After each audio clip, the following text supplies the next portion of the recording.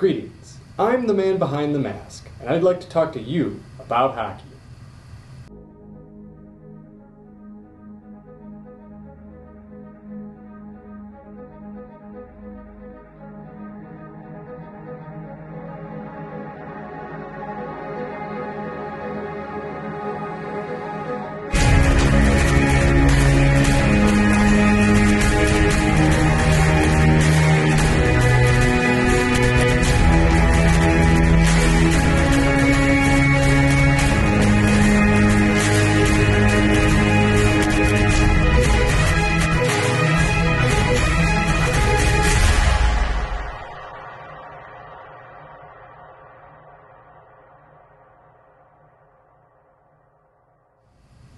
Yes, let's talk about hockey, the show that journeys through the history of the sport of ice hockey from its disputed origins to the game we see today. Now, today, when you think about New York hockey, your mind may bring up images of either the Rangers or the Islanders. But if you think about New York hockey from the NHL's early years, you will without a doubt think of the Rangers. However, they were not the only New York team around during the early years of the NHL, and additionally, they were not the first either. After the Hamilton Tigers players' failed attempt at a strike in 1925 to get an increase in salaries to match the NHL's recent increase in the length of the season from 24 games to 30, their entire roster was suspended from the league. This suspension successfully ended the Hamilton team, and their contracts were all bought out by Bill Dwyer, New York's most celebrated Prohibition bootlegger, and the team was moved to the newly built Madison Square Garden in New York City and dubbed the Americans. Joining the NHL for the 1925-26 season, the New York Americans were also accompanied by the Pittsburgh Pirates as the two newest American-based teams. And, as with the Pirates, the choice of Americans as a nickname may have been influenced by a strong local baseball team, specifically the New York Yankees. But the owners also wanted to market the American character of the team, which was playing a sport acknowledged as Canadian. Success didn't come easily for the Americans, even though their roster was, for the most part, the same as the one that finished in first place the previous year in Hamilton. They finished their first year in New York 5th overall, with a record of 12-22-4. However, they did prove to be a success at the box office. So much so that the following season, Madison Square Garden management landed a team of its own, the New York Rangers, despite promising Dwyer that the Americans would be the sole hockey team in the Garden. The following season in 1926-27 saw the Americans continue to struggle, finishing 17-25-2. Meanwhile, the Rangers won the American Division title. In the next season, the Americans fell even further from grace by finishing last in the Canadian Division, while the Rangers, on the other hand, captured the Stanley Cup in only their second year of existence.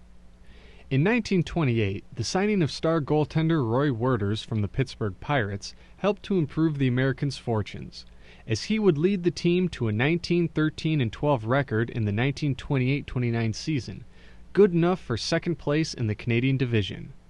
Posting an incredible 1.21 goals against average this season, Werters also became the first goaltender to win the Hart Trophy as the most valuable player in the league. Standing on Werters' shoulders, the Americans made the playoffs for the first time, but were unable to beat the Rangers in a total goals series, as the Americans had just as much trouble scoring on the Rangers as the Rangers did with them, resulting in the Rangers winning the series in overtime in the second game, 1-0. The next season, though, Werters was unable to repeat his performance of the previous year, and the Americans plunged to 5th place in their division. However, Werters would rebound for the next season with a 1.68 goals against average, good enough to give the Americans a winning record.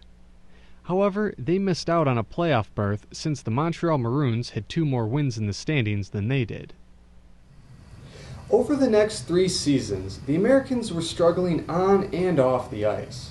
With the end of Prohibition, Dwyer was finding it difficult to make ends meet. After the 1933-34 season, having missed the playoffs for the 5th straight year, the Americans attempted a merger with the equally strapped Ottawa Senators, only to be turned down by the NHL Board of Governors. It would not be until the 1935-36 season that Dwyer would finally decide to sell the team. As fortunes would have it, the Americans made the playoffs for the first time in 6 years that season, but bowed out in the second round against Toronto. When no buyers stepped forward to purchase the team, Dwyer abandoned it, causing the NHL to assume control for the 1936-37 season. Dwyer then sued the NHL, saying it had no authority to seize his team, after which a settlement was reached whereby Dwyer could resume control provided he could pay off his debts.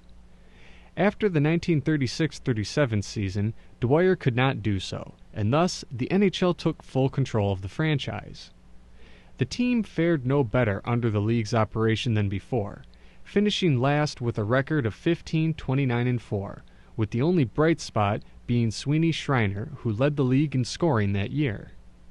With Red Dutton running the team for the 1937-38 season, the Americans attempted to give their roster a boost by signing veterans Ching Johnson and Hap Day, as well as acquiring goaltender Earl Robertson. These new acquisitions greatly helped the team, as they finished the season second in the Canadian Division and made the playoffs. Once in the playoffs, they beat their city rival the Rangers in 3 games, but then went on to lose the next round to the Chicago Blackhawks, also in 3 games. The Americans would continue to make the playoffs for the next 2 seasons. Both of these times, though, they would not make it past the first round. Their playoff streak would end the following season in 1940-41, when they posted a horrible record of 8-29-11. Since Canada had entered World War II in September of 1939, many of the team's Canadian players left for military service. While the league's other teams were similarly hard hit, Dutton was still bogged down by lingering debt from the Dwyer era.